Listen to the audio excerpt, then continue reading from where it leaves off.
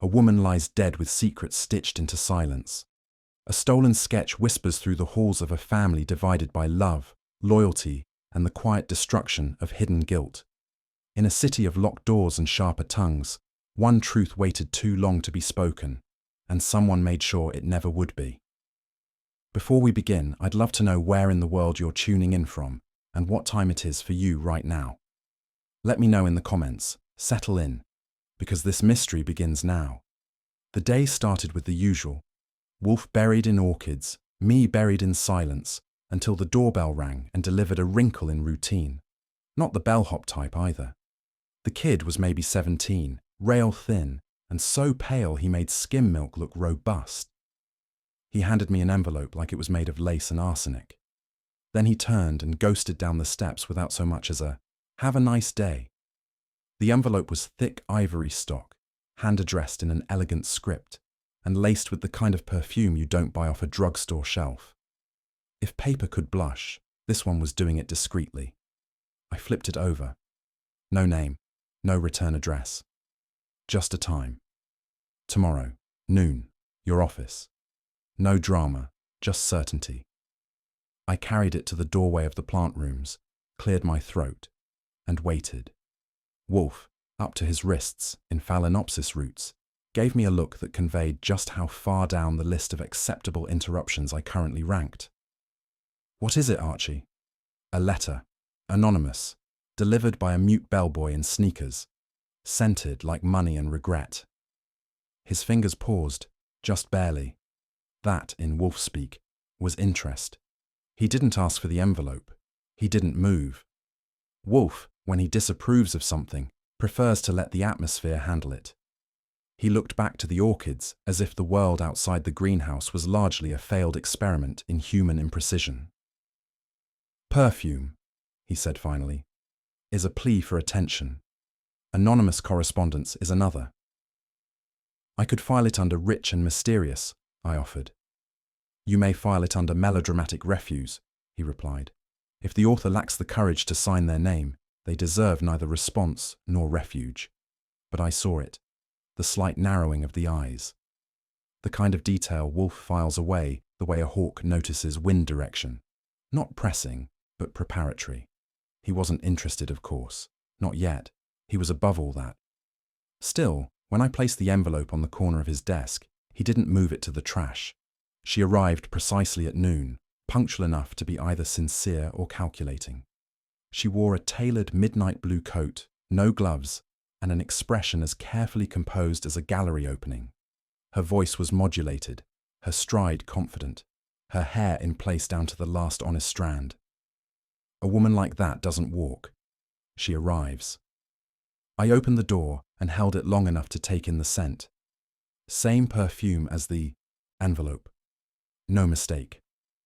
"Nero Wolfe?" she asked. "He's expecting someone," I said. "Though what he's expecting and what he'll get are usually two different species. Right this way." She didn't offer her name. Not then. She entered Wolfe's office as though she'd rehearsed it, which, judging by her bearing, she probably had. Wolfe remained seated, naturally, but gave her the brief, appraising glance he reserves for strangers who might matter. "You may sit," he said. She did. Only then did she open her handbag and produce a card. "Genevieve Grumman," she said. "Miss or Mrs.? I'm afraid that distinction is no longer useful." Wolfe blinked once. I got ready to listen. She didn't waste time. I'll give her that. Some clients circle the pool before dipping a toe. Miss Grumman, or whatever she called herself now, dove straight in. "5 years ago," she said, "I made a statement to the press that exonerated a man." Wolfe laced his fingers on his considerable middle and said nothing. "My statement was not strictly true," she continued, "but it protected someone. Someone who could not afford to be exposed." "And now," Wolfe prompted, "someone has learned the truth." She nodded. "Or enough of it to be dangerous. I've received suggestions, veiled threats. I believe the person behind them intends to use my past against me, perhaps worse." "You came here for—" Wolfe prompted again. Discretion, she said. And silence. I don't want the lie excavated. I want it to stay buried. Wolfe frowned visibly. Yet you have, in part, unearthed it yourself. I had no choice, she said, her voice tight. Someone else is digging. I admit, she had my attention. You don't often hear guilt spoken with that kind of polish. Wolfe's frown deepened, which, in his world, was equivalent to shouting. You request silence, he said, yet you stir an old grave. You speak of a lie but name no names. You allege extortion, but decline to state its form. I hoped, she said carefully, that you would act on instinct. Madam, he replied, my instincts are confined to the natural world. Beyond that, I require evidence. She stiffened, just slightly. Then I've wasted your time. Wolfe inclined his head graciously. You have, but not unforgivably. That was his version of good day. She stood, collected her handbag, and turned toward the door. I held it for her. She didn't look at me, but there was something brittle in her breath as she passed. Wolfe resumed speaking to his orchids as though nothing had happened, but something had. She descended the brownstone steps slowly, as if each one betrayed a different kind of regret. I watched from the doorway, arms folded, and didn't offer the usual wisecrack. Sometimes the quiet says more. Just before she reached the sidewalk, she turned. One glance, not an invitation, not a plea, just a flicker of something unfinished. It stayed with me. Wolfe didn't ask what I thought of her. He rarely does. He assumes, with some justification, that I'll tell him when I think it's worth telling. The scent lingered a little after she left, sharp, floral, and oddly uneasy, like lavender with a knife behind its back. I shut the door and filed the moment under to be determined.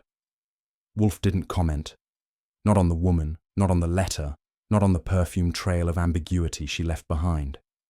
He returned to the greenhouse with the serenity of a man who had weighed a proposition, found it imprecise, and dismissed it accordingly. I returned to my desk with the opposite feeling. She hadn't told us much, granted, but she'd said just enough to make me itch. I'd seen scared people before, the kind that use silence as a mask, not as armor. Hers was something else, not fear, anticipation. I opened the drawer, took out a fresh folder, and labeled it with a pencil. GG. Light, just in case it turned out to be nothing. But I've been around long enough to trust that tug behind the ears. Wolfe had declined the case. I hadn't. The next morning, I came down early, which means before Wolfe's second breakfast, and picked up the paper on the stoop. Page 4, lower right corner. Gallery owner found dead in apparent suicide. The photo was small, but sharp. Genevieve Grumman, eyes slightly turned away from the camera, as though she'd always known something would be looking back. Bathtub, I said aloud, scanning. Sleeping pills, locked apartment. No note. I carried the paper into the dining room and waited for Wolfe to emerge. He arrived 20 minutes later in brown silk, surveyed the spread, corned beef hash, eggs poached to the millimeter, and sat. I waited until his fork was in hand. Then I read it aloud. Wolfe didn't look up. When I finished, he took a slow bite, chewed, and finally said, "An insult." "To whom?" "To the intelligence," he said. Then he pushed his plate away. He wasn't hungry anymore. Inspector Kramer arrived the next morning in one of his better moods, which for Kramer meant his jaw only looked partially locked.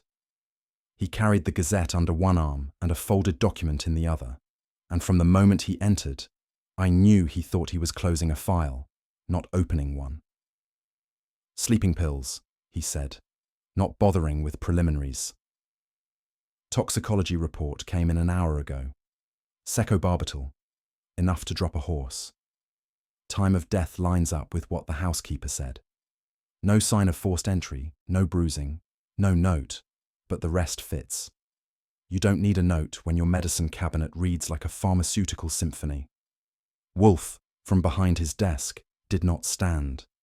He nodded with just enough interest to imply a heartbeat. "And you are here to announce the conclusion?" Wolfe asked mildly. "I'm here," Kramer said, dropping the report on the edge of the desk, "because someone in this house once again stuck his nose in before we zipped the bag." "You misunderstand," Wolfe said. "My nose is precisely where it belongs." And mine, though I said nothing, was twitching. Kramer had been gone less than a minute before Wolfe, reclining in his chair with a bottle of Remmer's beer, made a noise somewhere between a sigh and a snort. The kind of sound he reserved for second-rate sausage and public conclusions. "A suicide," he muttered. How theatrically tidy. I let that one hang. Wolfe didn't rush. He sipped his beer and glared at the orchid catalogue open on the table as if it too had let him down. "It offends," he added. "What does? That she's dead or that it's being filed under solved?" He looked at me, not sharply, but with that long, slow glance that meant his mind was already several miles ahead of mine. "The symmetry is false," he said. "The construction, unbalanced. If it was suicide, it was contrived to resemble peace. Yet everything she said to us implied unrest." "You're saying it's too smooth." "I am saying," Wolfe replied, "that Genevieve Grumman struck me as a woman not yet done, and such women do not quietly climb into bathtubs with sleeping pills unless they are encouraged." He reached for the phone. "Get Saul." Saul Panzer is what you'd get if you crossbred a bloodhound with a chess player. He left the brownstone with 3 names, 1 incident, and a nod. He returned 9 hours later, unsmiling and composed, with a notebook full of facts no one else had bothered to remember. 5 years ago, he said, a Degas sketch disappeared from a private exhibition at Grumman Gallery. No security footage, no witnesses, no arrest. Martin Kelcher, then the gallery's chief authenticator, took the fall unofficially. The painting was insured, payout processed, and the story buried. I leaned against the desk. But 2 days after the theft, Saul continued, Genevieve Grumman made a statement to the press clearing Kelcher completely. Said she'd reviewed security logs. The gallery said they lost the footage. "That's convenient," I said. "Too convenient," Wolfe murmured. "She stuck to her story," Saul added.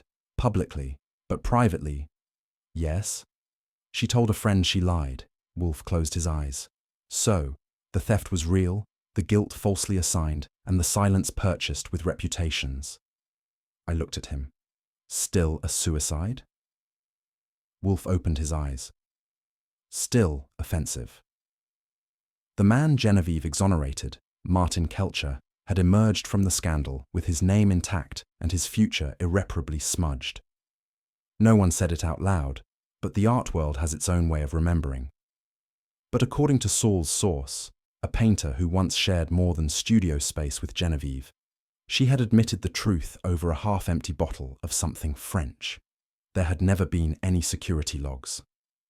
"She said she did it because he didn't deserve it," Saul reported. "Didn't say who did." That's the kind of lie that doesn't evaporate. It just hardens into something brittle and sharp. The kind of thing that shatters later when someone taps it. Wolfe, now silent, stared into his beer glass as if the dregs might offer commentary. I was already thinking about Kelcher. Caroline Vance's gallery was a quiet tomb of curated mourning. White walls, low lighting, and art hung with more restraint than passion. She met me near a Modigliani print, black crepe sleeves folded like the pages of a closed book. "She was my friend," she said, "for 22 years. I nodded, not because I doubted it, but because there was nothing useful to say. Grief, like art, tends to be more convincing when not explained. "She was troubled lately," Caroline said. "Withdrawn. I thought it was stress. Gallery sales were down, and the new curator isn't subtle." "Edward Lyle?" "Yes, she didn't trust him." I gave her the name Kelcher, and her mouth tightened slightly. Not grief, something older. "They hadn't spoken in years," she said. "He blamed her for the fallout. which of course was unfair. She nodded slowly. Did she ever tell you the statement she gave to the press was untrue? Caroline looked away. She never used that word. But I knew. That was enough. She thought someone had found out, Caroline said, her voice lower now, intimate in the echo of the gallery. She didn't say who, but she started double-locking her office, checking the mail herself, cancelling engagements. Any idea what changed? She was going to tell, she said. She told me 2 days before she died that she was done carrying it. Carrying what? Caroline blinked. The lie, the weight of it, that's what she said. That word again. She looked at me, and for the first time, the silk armor she wore didn't seem quite so tailored. Do you think someone killed her? She asked. I think, I said carefully, that some people don't like when the past comes back wearing a different frame. Back at the brownstone, Wolfe had removed himself to the office, where a chilled bottle of Gewürztraminer and a blank notepad waited like co-conspirators. He didn't speak until I sat. It doesn't fit, he said. You mean the suicide? I mean the symmetry. Observe. A painting is stolen. A woman tells a lie. A man's reputation is preserved. And 5 years later, 2 of those 3 are dead. That is not a coincidence. It is a consequence. He poured a measure of wine, eyed it, and didn't drink. If the lie was meant to protect, it failed. If it was meant to deceive, it succeeded too easily. Either way, someone knew. Kelcher? Possibly. But Caroline Vance said Genevieve was preparing to confess. That presumes more than guilt. It presumes danger. He turned toward me. Find out who was still invested in keeping that lie intact. That's a wide net. Yes, he said, but now we know the current is still moving. The call came in just after dinner. Lon Cohen, over the wire, subdued but sharp. Kelcher's dead, he said. I sat straighter. How? Fell from his apartment fire escape, 26th floor. Cops are calling it an accident. Maintenance was overdue. Was he alone? Apparently, but neighbors say he hadn't used the fire escape in years. I thanked him, hung up, and walked into the office where Wolfe was finishing a poached pear like it had insulted his ancestry. Kelcher fell, I said. To his death. Wolfe didn't react. Fire escape. I nodded. He pushed his plate away. Convenient. The dead at least don't argue. I leaned on the desk. You still think this is about a painting? Wolfe looked up. I think it is about preservation, not of art, of self. And someone is eliminating variables. Wolfe remained still for a moment. Then, with the slow deliberation of a ship adjusting its course, leaned forward in his chair and set both feet squarely on the carpet. No, he said, it is no longer an aesthetic matter. I waited. Someone is killing to protect a lie which, like all such things, floats only until weighted properly. He tapped the armrest. We are now engaged. I didn't need to ask what that meant. I reached for my notebook. The following morning began with eggs, silence, and no sign of Wolfe descending from the plant rooms. That changed at 10:48, when Fritz announced him, with the weight and ceremony usually reserved for the Archduke of Austria. Wolfe entered the office, sat, and looked at me like I was the only chess piece still willing to move. Archie, he said, you will accompany Mr. Panzer in reconstructing the Degas incident. 5 years of dust is a lot to sweep, I said, reaching for my notepad. Not dust, Wolfe replied. Motives, preserved like fruit in syrup. Begin with the gallery. Re-examine the personalities. Someone benefited. Someone was silenced. And someone, possibly, paid for the illusion. He turned to Saul, who had arrived 15 minutes earlier and been waiting in near meditative stillness. You will trace the documentation. Payouts, records, adjustments. Verify what was insured and who stood where when the ledger closed. Saul nodded. One crisp movement. Wolfe leaned back, fingers meeting in that ecclesiastical steeple he reserved for pronouncements. Resurrection, he said, is not a spiritual function. It is merely memory with purpose. I jotted the phrase down, partly for effect. Sometimes the man speaks in riddles. But today, I suspected, he meant every syllable. I don't claim to be an art critic. I can spot a crooked frame, and I know the difference between oils and pastels, mostly by how fast they ruin a suit. But what I do understand is people, especially when money and memory are involved. According to the files, both the public ones and the ones Saul managed to exhume, the Degas had gone missing during a closed preview showing at the Grumman Gallery. No press, no guests beyond a select list of donors and collectors, all of whom had clean gloves and dirtier secrets. The piece was a charcoal and ink figure study, unsigned but traced to Degas through provenance no less convoluted than a Sicilian family tree. Martin Kelcher had been the head of authentication. He'd staked his name on the sketch's legitimacy. When it disappeared, he bore the heat, even after Genevieve Grumman stepped in and vouched for him publicly. She claimed to have reviewed security footage. That footage was never seen by anyone else. The insurance payout was swift. The gallery absorbed the loss. Kelcher retained his title, but the market never quite trusted him again. Quiet exile is the art world's favourite revenge. But that lie, Wolfe was right, hadn't been laid to rest. By the time I returned from the archive dive, Saul was already in the office, jacket unbuttoned, tie loose, notebook balanced on one knee. He looked up when I entered, nodded once, and began. There was a payout, he said. Substantial. But what's interesting is the adjustment on the claim. Wolfe stirred. Explain. An addendum filed 3 weeks after the theft claimed water damage to surrounding works. The underwriter approved it, but there's no record of any conservation work actually done. In essence, Wolfe said, they collected money for paintings that were never repaired. Saul nodded. Or perhaps never damaged. And the report of the theft? I asked. Filed by the gallery's assistant director. Kelcher never signed it. Wolfe grunted. Silence by omission. Better than perjury. I looked between the two of them and said what we were all thinking. Someone got paid. Someone got quiet. And someone got hurt.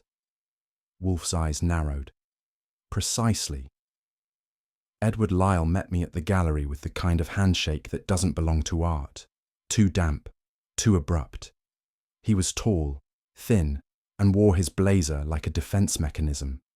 His accent suggested he'd grown up somewhere between Connecticut and the theatre district. He offered me chamomile tea. I declined. I assume this is about Genevieve, he said, trying to sound mournful, but landing somewhere between cautious and rehearsed. You could say that, I told him. You took over after the Degas incident. I was an intern then. She promoted me 2 years later. Must have been interesting, working under someone who publicly cleared a man suspected of art theft. His eyes flicked sideways just once. She did what she thought was necessary. Did you believe her? He hesitated. That was answer enough. She protected someone, he said finally. It wasn't Kelcher. Who then? I wouldn't know. But you suspect. He folded his arms. Let's just say Genevieve valued loyalty. She kept people around. Like you. He didn't reply, but the way his jaw moved, clenched, released, then clenched again, told me something was stuck in his throat. And it wasn't tea. I had enough for Wolfe to chew on. And that's never a short meal. Edward Lyle didn't name her, not directly. He tiptoed like a man with polished shoes and muddy ankles, anxious not to leave prints behind.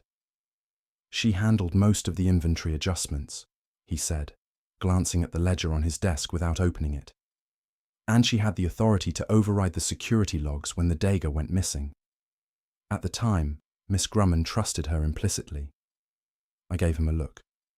Trusted. She was protective of Caroline. That's all I'll say. That was enough. A man doesn't hedge like that unless there's a hedge to protect. And the finances? I asked. He hesitated. The gallery was struggling back then.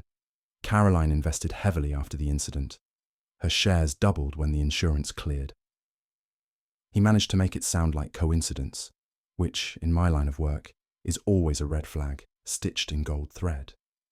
Of course, he added, none of that means anything. I agreed with him and didn't believe a word. I caught Caroline Vance in the gallery office, cataloguing a new shipment of landscape studies that looked about as cheerful as her expression. She greeted me with a brittle smile that cracked when I mentioned Edward Lyle's name. He's been sniffing around corners he doesn't understand, she said, lips tight. That boy barely knows a forgery from a floor plan. He seemed to know a fair bit about who had access to the Degas. He mentioned you. Her spine straightened. I was assistant director. Of course I had access. And motive. She exhaled slowly, like someone releasing steam just below boiling. If you're here to imply I stole that sketch, Mr. Goodwin, you're wasting your time. Then you won't mind telling me where you were the night it vanished. She didn't flinch. I was at the home of Eleanor Gresford, a friend and patron. We had dinner and played cards. She's since moved to Lisbon, but she'd confirm it if you care to call Portugal. Cards? She shrugged. Bridge. 2 other guests. I didn't press further, but the details, a little too prompt, a little too composed, sat wrong. An alibi should breathe naturally. Hers had been dressed for inspection. Back at the brownstone, Wolfe had not moved from his chair, but his eyes were pacing. That's how he operates when the world misbehaves. Stillness in body, friction in thought. I delivered the report, complete with Lyle's innuendos and Caroline's fine-tuned indignation. Wolfe listened with eyelids half closed, a sign of active filtration. She's clever, I concluded, but too rehearsed. No, Wolfe said, his voice thick with certainty. She's careful. Same thing. Hardly, he said, brushing lint from his sleeve. Rehearsal is for performance. Caution is for survival. Miss Vance is not afraid of exposure. She is afraid of being used. He leaned back. Genevieve's public statement, he continued, served no judicial purpose. The police had no evidence. The insurance had paid. The only party requiring vindication was Kelcher. And yet she cleared him with such force that it altered the trajectory of 3 lives. I waited. He didn't pause. Therefore, the lie she told was not designed for protection or applause. It was for someone else, someone unseen, but central. A beneficiary, I said. A recipient, Wolfe corrected. The difference is intention. I glanced toward the windows. Outside, something was beginning to stir. I returned from an errand, mundane, unmemorable, and stepped into something Wolfe would call an indignity, and I would call a mess with motive. The lock on the front door wasn't broken, just offended. Fritz had been out. Wolfe was upstairs. The intruder had timing, not force. Nothing was missing. Nothing moved, except one thing. At the center of Wolfe's desk, precisely aligned with the blotter and resting atop a sheet of our finest letterhead, sat a sketch. Not the Degas, a copy, a forgery so expert it made my spine tickle. It was wrong, subtly, the curvature of the wrist, the smudged edge of the skirt, but only just. Whoever did it wasn't playing, they were demonstrating. Wolfe entered silently, saw the sketch, and stopped. He didn't speak for 10 seconds. Then quietly, "This is not mischief. It is intention." "Someone left it for you," I said. He nodded. "For me, yes, but not as a gift." "A warning?" "No," Wolfe said, eyes narrowing. "A message."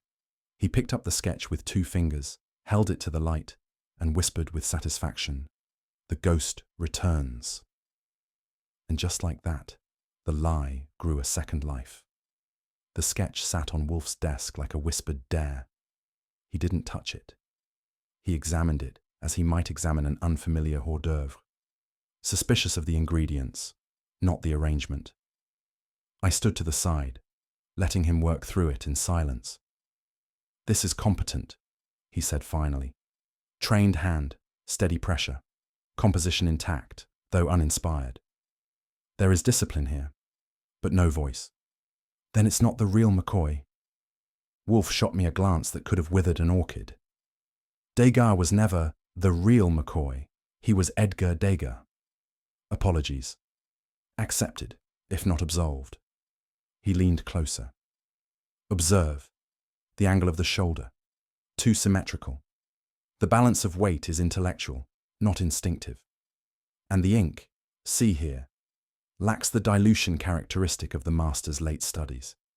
This was made not to express, but to deceive.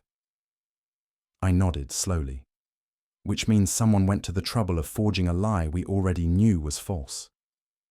No, Wolfe corrected me. They forged a truth to replace a more dangerous lie. That, from Wolfe, was a declaration, not a suspicion, a conclusion rendered. He reached for his beer, which meant the next act had begun.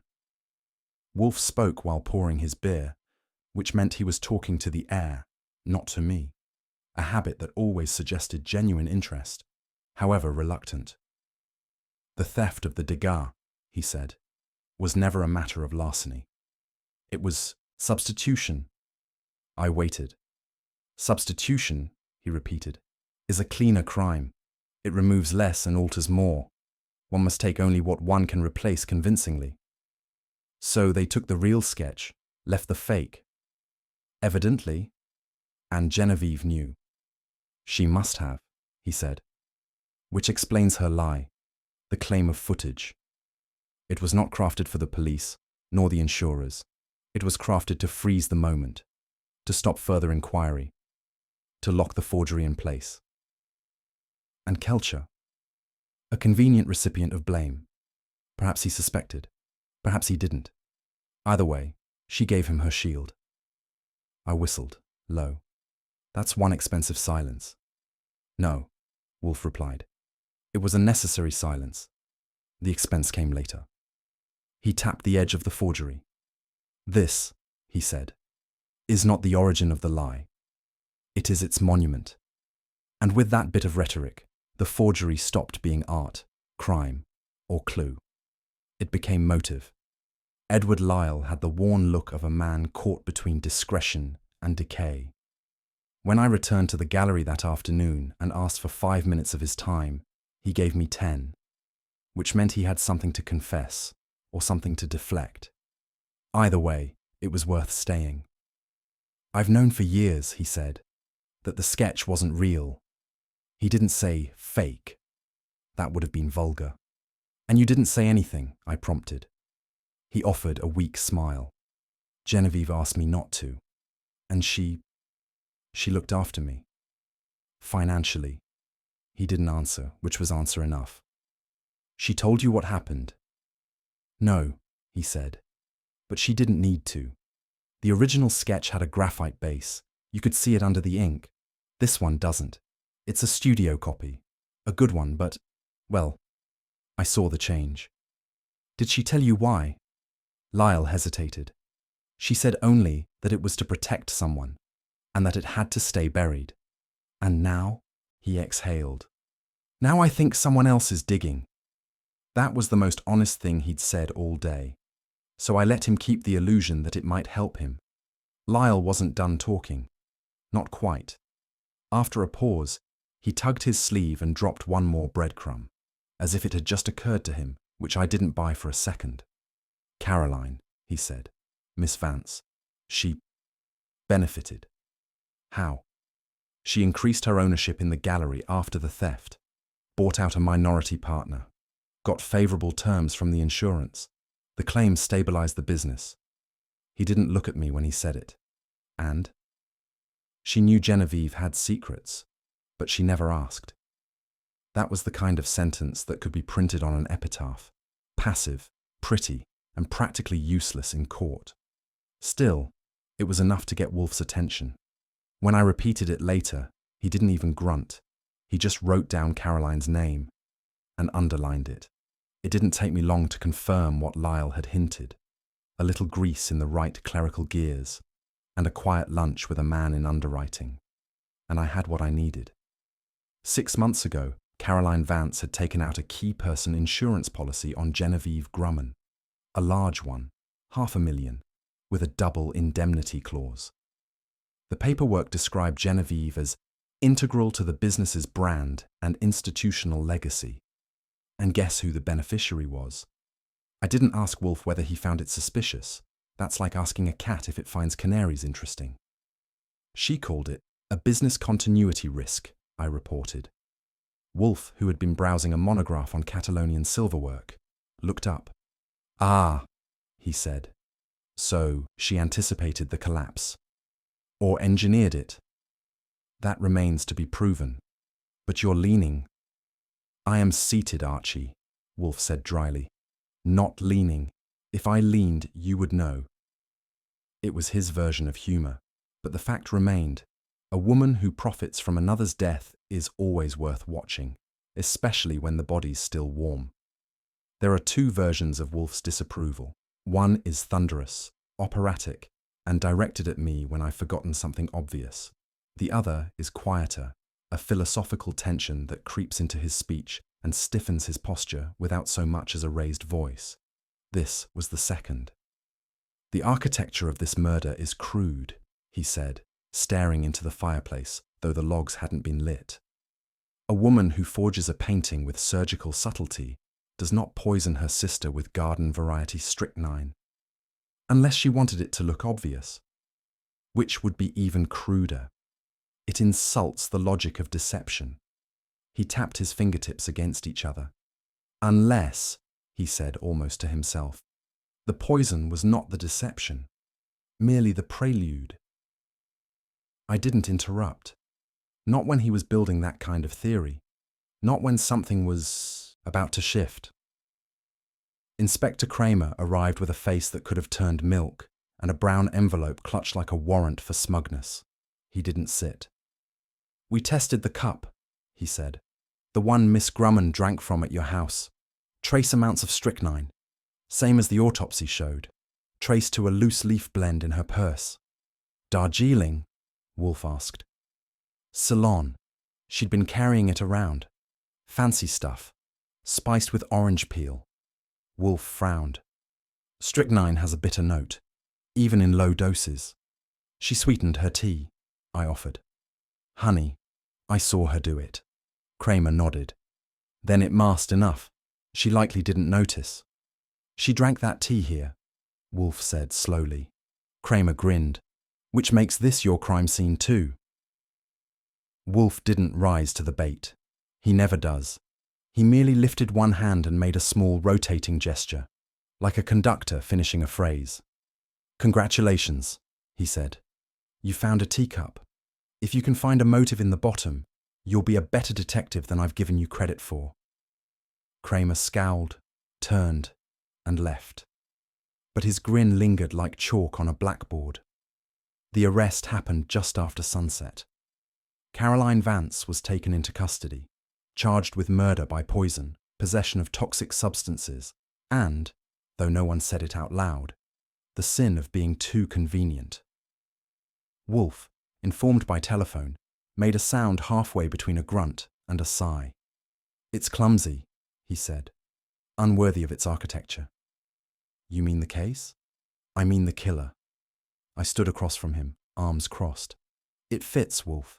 She had motive, means, opportunity. Yes, yes, he waved a hand. And she benefits, financially, legally, but not logically. How so? She kept the lie alive for 5 years. She stood to gain from silence, not spectacle.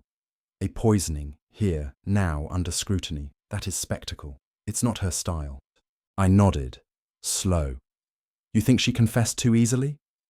I think someone made it easy to frame her. He reached for the forged sketch again, turned it over, and studied the back. Not the drawing, but the medium. Art is not what is seen, he murmured. It is what is made to be seen. And then, almost softly, this is too visible. Which meant the real crime was still in shadow. And Wolfe would not stop until it stepped into light. Inspector Kramer entered the office like a man who'd just been handed a cigar by fate. He wore his satisfaction the way Wolfe wore discomfort, visibly and with emphasis. In one hand was a manila envelope. In the other, his hat, which he tossed carelessly onto the edge of the couch I'd vacuumed not 2 hours prior. "Well," he said, "I thought I'd do the courtesy of telling you first. Charges filed. Lab confirmed the T. Caroline Vance isn't going anywhere." Wolfe, who had been perusing the obituaries with the solemnity of a mortician reviewing resumes, did not look up. "You're welcome," Kramer added. "For what?"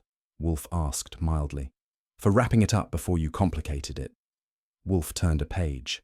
"Inspector, murder is not a package to be wrapped. It is a rupture to be understood." She confessed. "So I heard. And you're still not satisfied?" "No," Wolfe replied. "I am not." Kramer snorted. "Of course not." He stood, retrieved his hat, and turned to me. "Let me guess," he said. "He'll think better once he's insulted it a little more." That wasn't wrong, and it was only just beginning. Wolfe set aside the Gazette with the same delicacy one might use to return a stolen relic to its velvet cradle. He reached for the typed confession Inspector Kramer had brought along, not for examination, but for admiration. Or so he'd thought. It was 4 paragraphs, neatly constructed, calm, even remorseful. "She uses therefore, where she previously would have used thus," Wolfe murmured. "That's the part that bothers you?" "No," he said. "That is the part that proves it." He tapped a line with one finger. "Miss Vance has a distinct syntactical rhythm. I observed it in her letters. Her speech favors conjunction. This is too measured, too formal. This is not a confession. It is a composition. A fake. A fabrication," Wolfe said. "Authenticity is not only about content, it is about consistency. The confession didn't match the woman, which meant it may not match the crime. To be fair, and I do try on occasion, Wolfe could spot a forged signature in a sandstorm. Still, it was hard not to chalk up his fixation with Caroline's confession to something less noble than reason. Call it pride, call it principle, or call it a refusal to accept a solution that had not issued from the north wall of his own brain. Either way, I didn't argue. I've seen Wolfe cling to smaller inconsistencies and build cathedrals from them. Still, a woman had confessed. The lab had spoken. The motive, if not elegant, was legible. I filed Wolfe's protests under the tab I keep in my head, labelled "Stubbornness Ongoing," and decided to keep my skepticism quiet. For now. Because when Wolfe's instinct starts growling, it's usually worth checking the back door. Saul Panzer returned just after 6, his overcoat dusted with rain, and his expression carved in neutrality. He handed Wolfe a slim folder and didn't sit. "Lyle's been busy," he said. "Made contact with a dealer named Gorman 3 weeks ago. Manhattan-based, trades in grey market art. Private appointments only. No invoices, no signatures." Wolfe opened the folder and scanned the page. "What was offered?" "A dagger," Saul said. "Heirloom piece, claimed to be unsigned but attributed. Lyle said it had been in his family for decades." "Did Gorman see it?" "No. Lyle wanted to gauge interest first." Wolfe's mouth compressed into a line so thin it might have vanished. "Cowardice in commerce," he muttered. "It reeks." "Gorman said it sounded legitimate," Saul continued, "but the moment he heard the name Grumman attached, he backed off. Too public." "Wise of him," Wolfe murmured. I leaned forward. So Lyle was trying to sell the fake. "Either the fake," Saul said, "or the original." That got Wolfe's attention. Because if Lyle had the original, we'd all been asking the wrong questions. When I confronted Lyle again, gently at first, firmly at the end, he folded faster than a dinner napkin. He said Genevieve had given him the sketch as a farewell gesture. His words, not mine. "She said she wanted me to have it," he insisted, eyes dancing sideways. That it was a token of trust. Or a bribe, I asked. He swallowed. It wasn't like that. She didn't say it in so many words, but she knew I knew. Knew what? That the original had been switched, that the piece in the safe was a forgery. I'd kept quiet for years. Wolfe, when I relayed this, arched a brow so high it practically fled his forehead. Sentiment, he said, is the last refuge of the manipulative. Genevieve Grumman may have been many things, but she did not distribute forged artworks out of affection. So you don't buy it? He snorted. I do not lease it, let alone purchase. The idea that Genevieve had rewarded silence with a forged Degas was too neat, too theatrical. And Wolfe despised theatre, unless he was writing the script. I've always had a fondness for travel documents. They're compact little blueprints of desperation, which is why I paid a visit to a contact at the Passport Bureau, a woman with a photographic memory and a fondness for ginger snaps. Martin Kelcher, as it turns out, had booked passage to Spain, under the name Julian Archer. One way, sailing date, the Tuesday after his fall from the fire escape. That didn't scream innocence. It didn't even whisper it. Back at the brownstone, I dropped the name and itinerary in front of Wolfe, who didn't flinch. Flight or foresight? I asked. Fear, he said, and not of imprisonment, of exposure. Then he knew. Yes, Wolfe said, and someone knew he knew. And that, as far as Wolfe was concerned, was a narrowing funnel, which meant someone was getting close to the spout. The envelope was on my desk when I came in from lunch. Same thick ivory stock, same curling ink, same scent I hadn't smelled since Genevieve Grumman crossed our threshold and left a dead woman's perfume in the hall. No stamp, no smudges. Inside, a single sentence, neatly centered. You're still asking the wrong questions. Wolfe read it without comment, then passed it back to me with the same expression he uses when Fritz offers liver. A taunt? I asked. A prompt, he replied. So, she's alive? No, Wolfe said. The letter is not from Genevieve, but it is from someone who wishes to evoke her ghost. He picked up the envelope, held it to the light, and sniffed. Same blend, he murmured. Imported, expensive, intimate, and personal. Not quite, Wolfe said, but practiced. This is not the work of an amateur. He turned the letter over once more, set it aside, and said, almost to himself, someone is writing history before we finish reading it. And that meant the end was no longer distant. It was approaching, quietly. If Central Park had ever been mistaken for a neutral meeting ground, it wasn't on account of that Thursday. The anonymous note, composed in faultless block print on the same thick ivory stock Genevieve favoured for invitations, had suggested I sit on the second bench west of the carousel at exactly 3:10 p.m. The handwriting was polite, the perfume nostalgic, the implication ominous. I went, of course. I waited naturally. The bench was real, the view pedestrian, and the sense of being observed, irritatingly precise. 2 joggers, a mother with a stroller, and an elderly man feeding pigeons were my only companions. None of them struck me as informants or assassins, though the pigeons had the right attitude. Nothing happened, until I left. Halfway to the park's edge, a Buick, black, wide and malevolent in design, jumped the curb and careened toward me with homicidal enthusiasm. I ducked left and hit dirt. The car didn't slow, didn't pause, didn't circle back. It vanished. By the time I returned to the brownstone, my jacket had grass stains, and my ego had one too. Wolfe, of course, was waiting, not with sympathy, with a theory. Wolfe's voice, when I entered the office, was not its usual buttery baritone. It had a rasp. Not from fatigue or illness, heaven forbid, but from fury freshly kindled.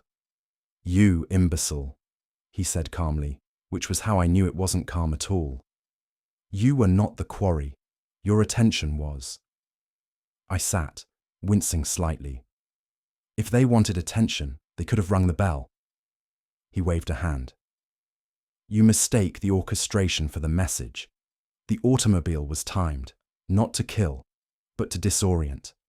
The park meeting was a ruse. Someone needed you looking over your shoulder, not under your nose. I opened my mouth to object, then shut it again. He wasn't wrong. He rarely was when that vein in his temple began pulsing like Morse code. Wolfe leaned back, fingers steepled. This is no longer about death, Mr. Goodwin. It is about misdirection, masquerading as confession. Which meant, of course, he would now begin dismantling the narrative one sentence at a time. There is, Wolfe said, a tendency among the morally burdened to imagine that guilt, once affixed to a corpse, loses its odor. That is incorrect. He was referring, of course, to Lionel Kelcher, formerly a person of interest, more recently a body of consequence. Wolfe now suspected Kelcher had been miscast from the beginning, not a thief, not even an accomplice, but a convenient dead man around whom a web of precision had been woven. Miss Grumman, Wolfe said, folding his fingers in a prayer-like spire, did not protect Kelcher to save him. She used him to protect someone else, someone she considered more deserving, more sacred. I raised an eyebrow. And who would qualify for that particular pedestal? He didn't blink. One does not forge a Degas sketch and stage a substitution for sentiment. She covered the original crime with too much artistry to be casual. The truth, Archie, is she misled us not to preserve love, but to conceal loyalty. I considered that, letting it simmer. Wolfe's theories had a way of feeling correct 5 minutes before you were ready to admit they made sense.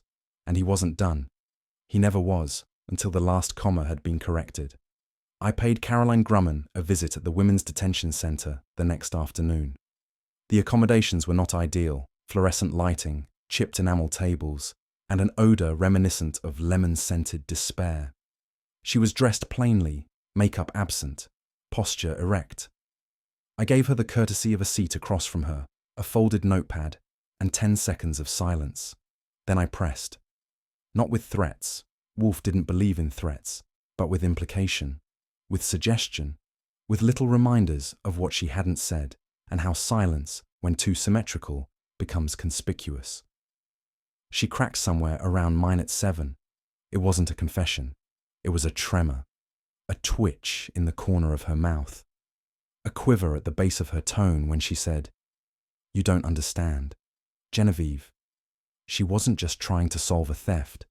She was trying to undo something. That was enough. The edge had fractured. I didn't lean forward, didn't change my expression, but I knew the crack had formed, and Wolfe would wedge a truth out of it. Caroline didn't want to say the name. She stared at her thumbnail, as if it might bloom into something useful. When she finally spoke, the word was almost reluctant. Clara. I gave it a moment, like you would a difficult truth you weren't sure you believed. Genevieve's sister, she added, in case I missed the emotional subtext. 19 back then, barely out of school. She was troubled, owed money, fell in with the wrong people.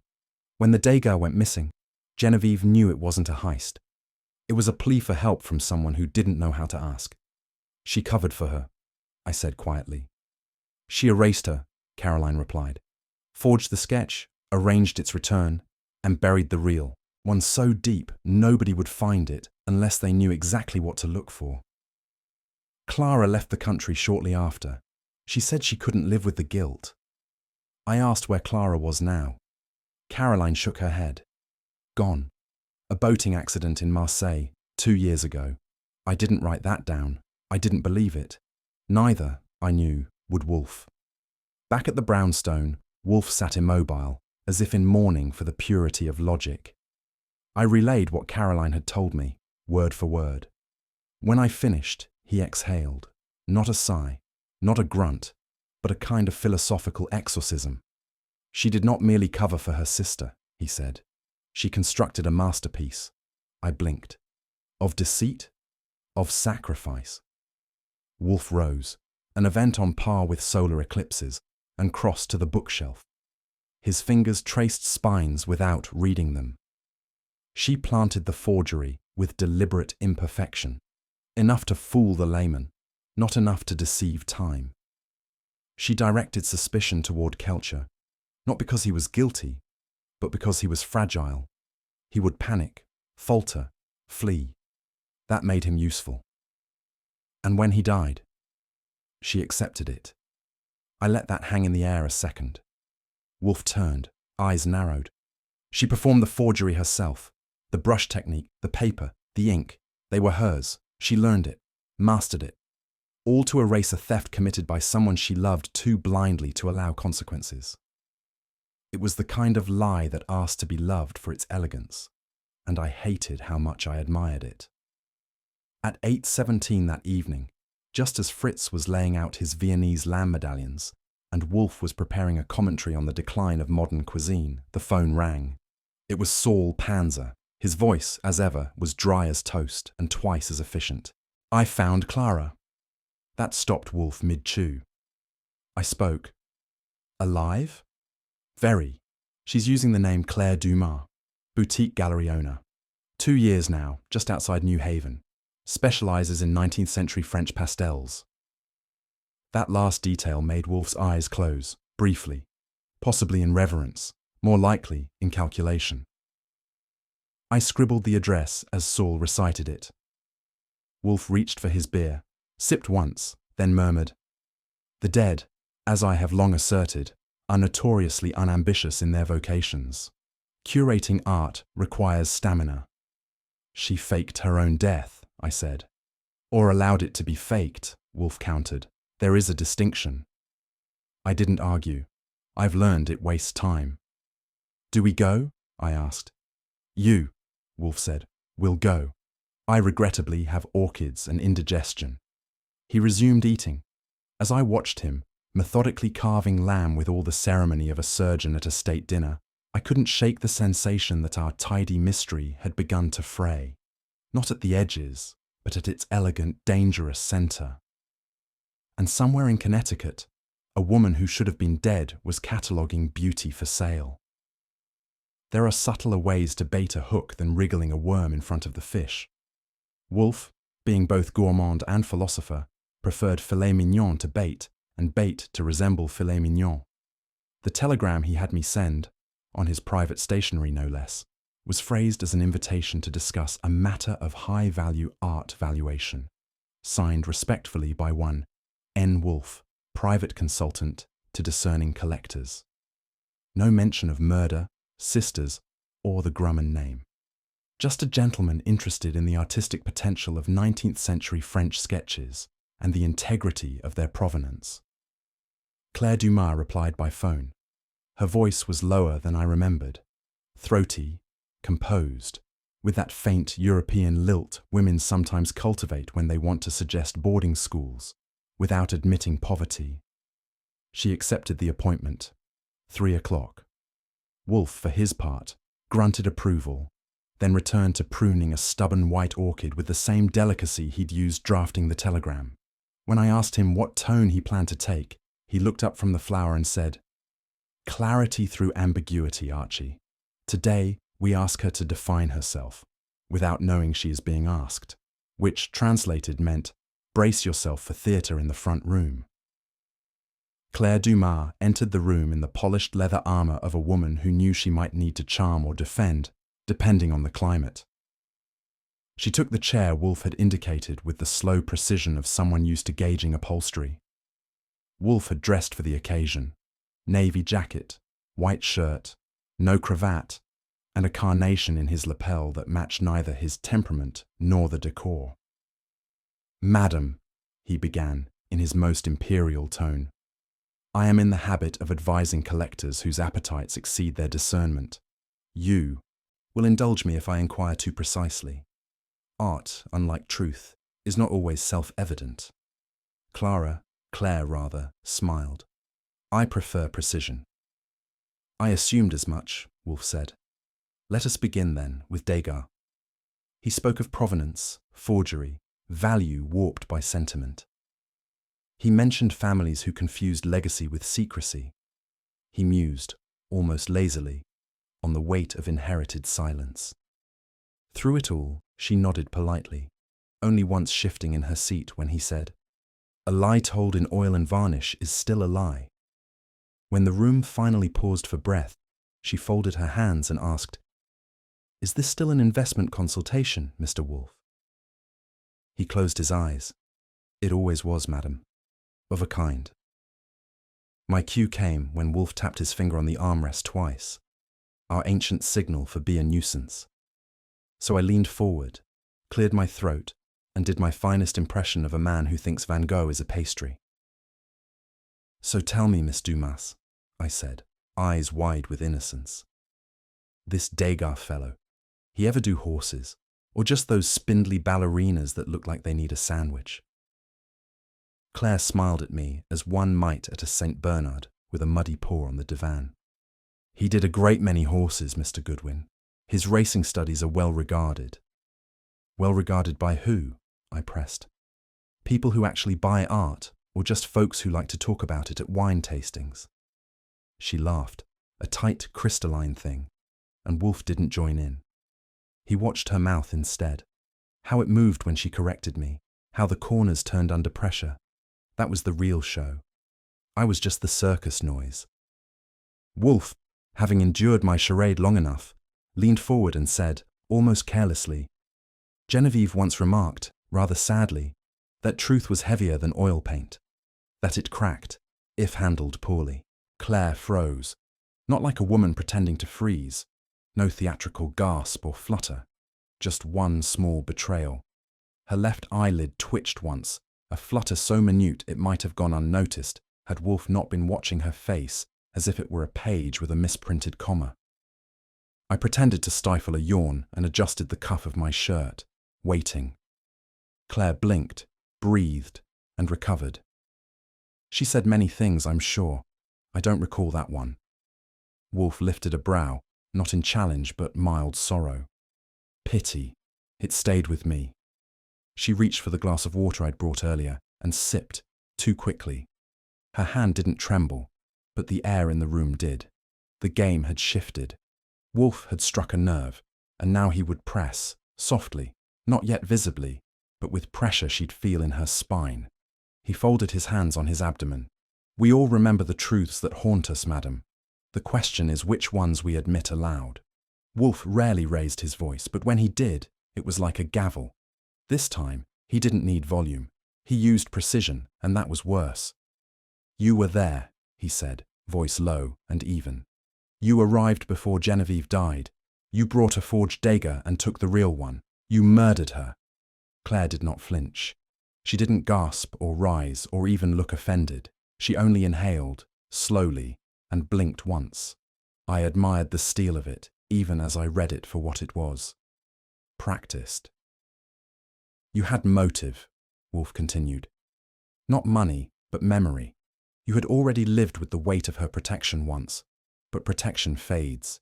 She was preparing to speak, to confess, and confession would have shattered the mask you'd worn for 5 years. He let the silence bloom between them before adding, "And Coucher? He saw too much. That made him inconvenient." Claire Dumas placed her hands flat on her knees.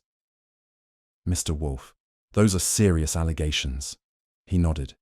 "Yes, that is why I made them aloud." Her lips parted. No protest yet, just calculation. I could see the wheels turn. And Wolfe, watching her like a hawk, was already preparing to move in for the kill. "Entirely false," Claire said, as if reading from a document prepared hours in advance.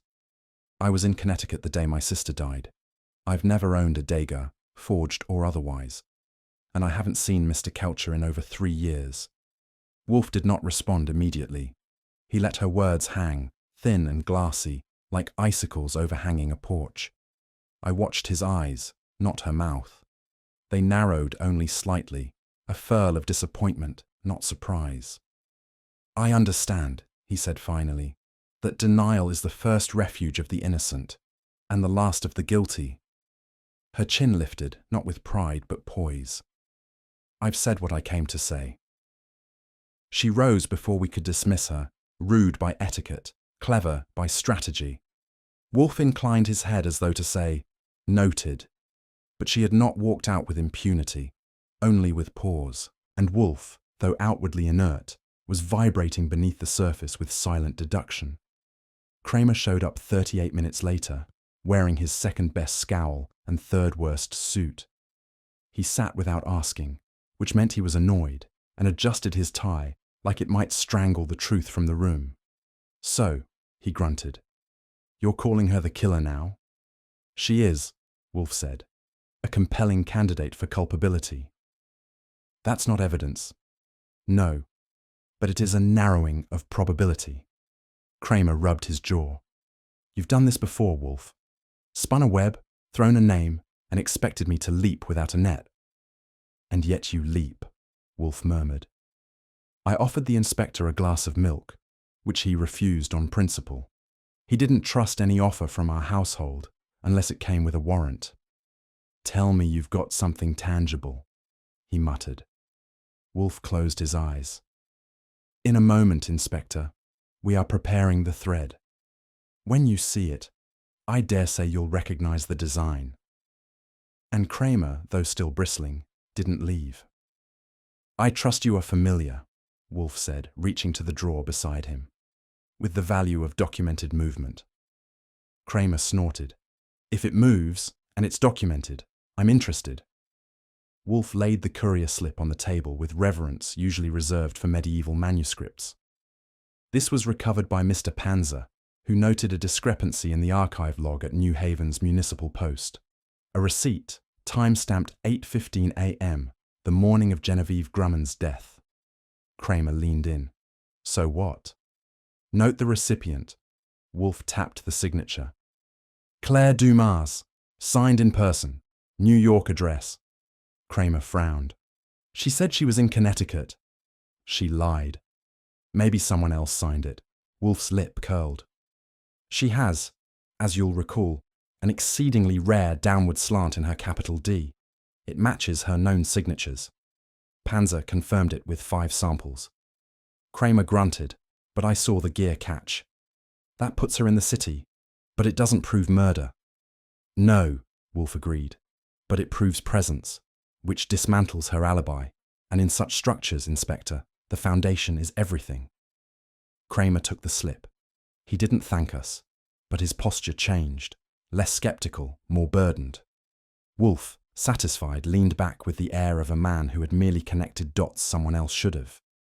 You might expect Wolfe to have ended it there, with a triumphant phone call and a neatly packaged suspect.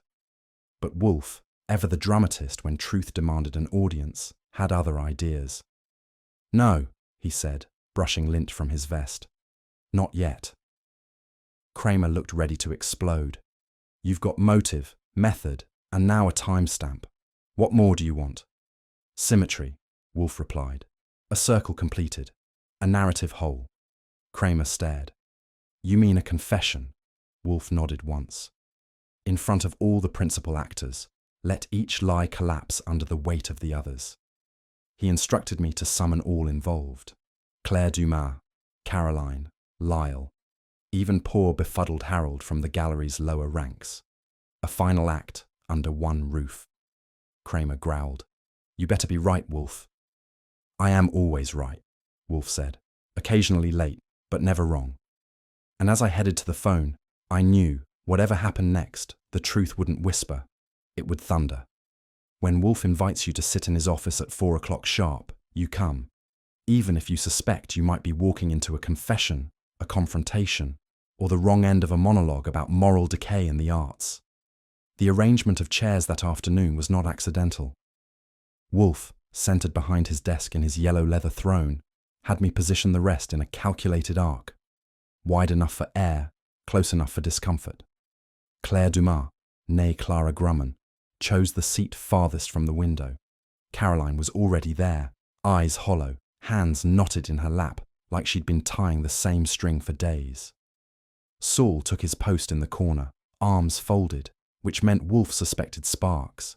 As for me, I took up my usual spot near the door, not because I thought anyone would bolt, though it had happened, but because I like watching a storm build from the edge of the horizon, not the middle of it. And this one promised thunder.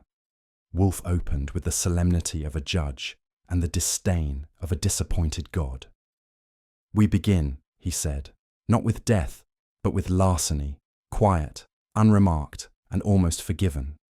He fixed his gaze not on Clara, but on a space just beyond her shoulder, as if addressing the ghost of Genevieve Grumman. The sketch by Degas, genuine, vulnerable, and uninsured, was stolen not by an opportunist, nor by an enemy, but by a sister. It was a petty theft, born of desperation and youth. Clara didn't blink. Her hand shifted ever so slightly on the armrest. Wolfe noted it but didn't acknowledge it aloud. "Genevieve," he continued, "discovered the loss, deduced the culprit, and, fatally, chose concealment over confrontation. That was her first lie, a lie of love, of protection. But like all lies, it demanded successors." The room had gone very still. Caroline's breath sounded like a page turning in a church pew. Saul didn't move. Wolfe's voice dropped. She allowed the world to believe the sketch had never existed. She wrapped her silence in curatorial language and stored the truth in a locked drawer. But truth, Miss Dumas, is a creature of air. It suffocates in darkness. Clara's lips pressed together. The silence deepened. Wolfe leaned back a half-inch, not comfort, but preparation. The lie matured as such things do, into complexity, into artifice. He turned slightly, including Caroline in his range now. Kelcher, the dealer, was no fool. He knew of the sketch. He had catalogued it once in a private inventory, long before it vanished.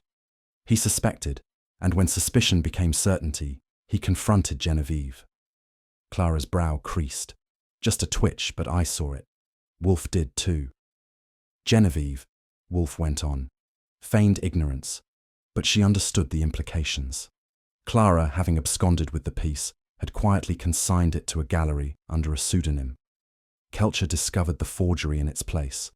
A shoddy one, I might add, though passable to the untrained eye. His gaze sharpened. Kelcher did not accept the silence. He applied pressure, discreetly, threats laced in professional language, which led, I interjected, to him becoming a rug ornament. Wolfe allowed me the line, but not the smirk. Indeed, he died not in a robbery, nor a mishap.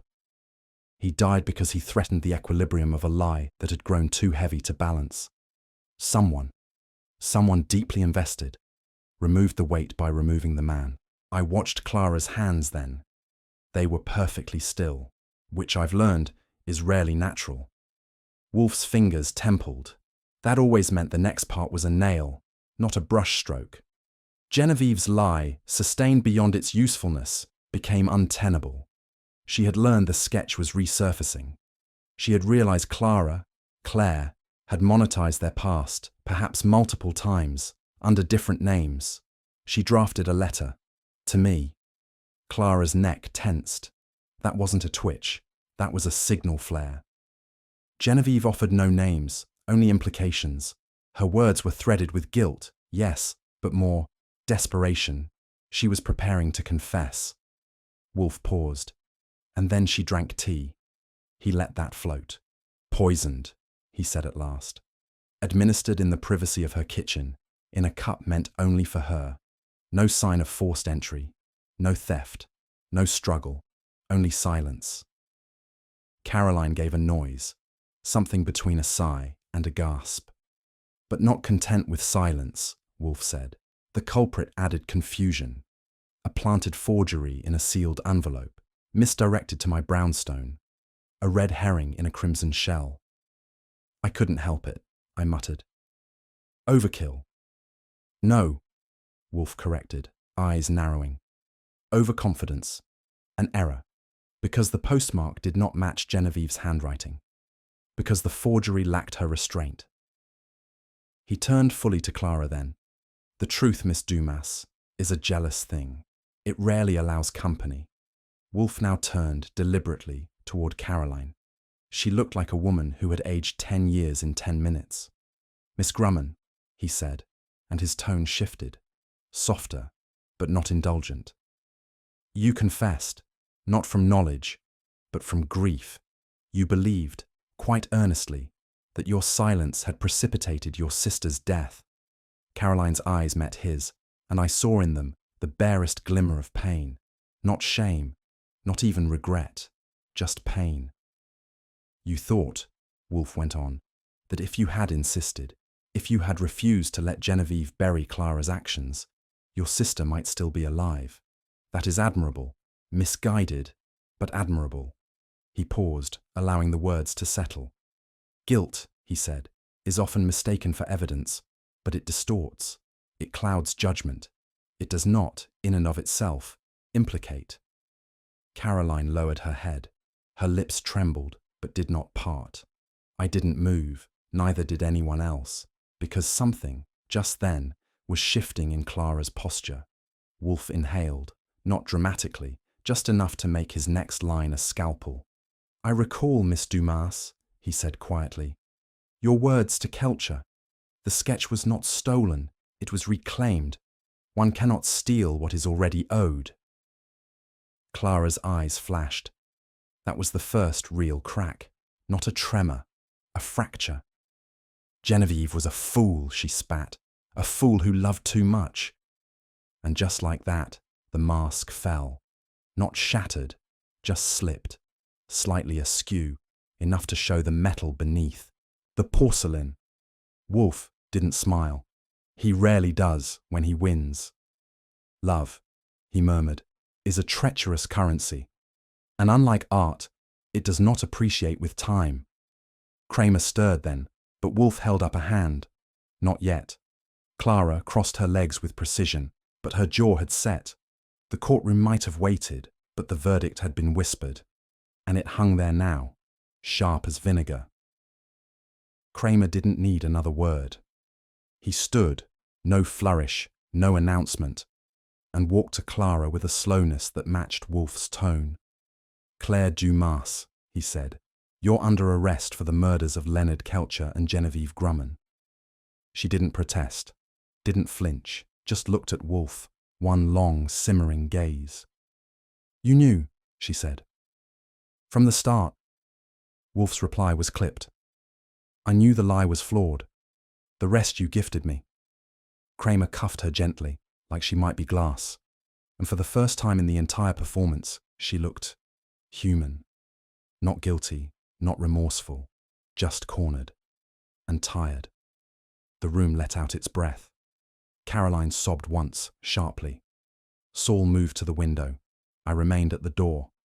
There are exits, and then there are conclusions.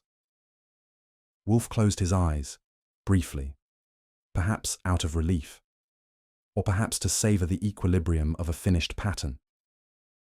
After they left, the brownstone resumed its peculiar quiet, the kind that lives between orchid petals and unsent letters.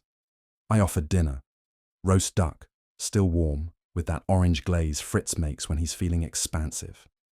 Wolfe declined. He sat there, fingers laced, as though still in communion with the dead. Affection, he said, is more destructive than hate. Hate is predictable. I didn't argue. Not because I agreed, but because I'd seen the look on Genevieve's face in that photo, before the sketch vanished, before the silence metastasized into murder. Love, in that picture, looked like surrender. You think she lied out of mercy? I asked. Or to keep control? He opened his eyes. I think she lied because she couldn't bear to destroy what she cherished, and in doing so, she destroyed it all the same. That was Wolfe at his most unbearable, philosophical, and, damn him, right. I poured myself a drink and said nothing more. The house was quiet, but not peaceful. There's a difference. I closed the case file the next morning, logged it, and placed it on the third shelf from the top, just to the left of the Browning letters case. The Dager sketch was never recovered. Clara hadn't confessed to where she stashed it, or sold it, and maybe she never would. Maybe that's fitting. A truth that began with a hidden frame, A silence between sisters, a murder in the shape of protection, should not hang on anyone's wall. Some truths belong to no one, and some pictures, no matter how fine the line or delicate the hand, are better left unfinished.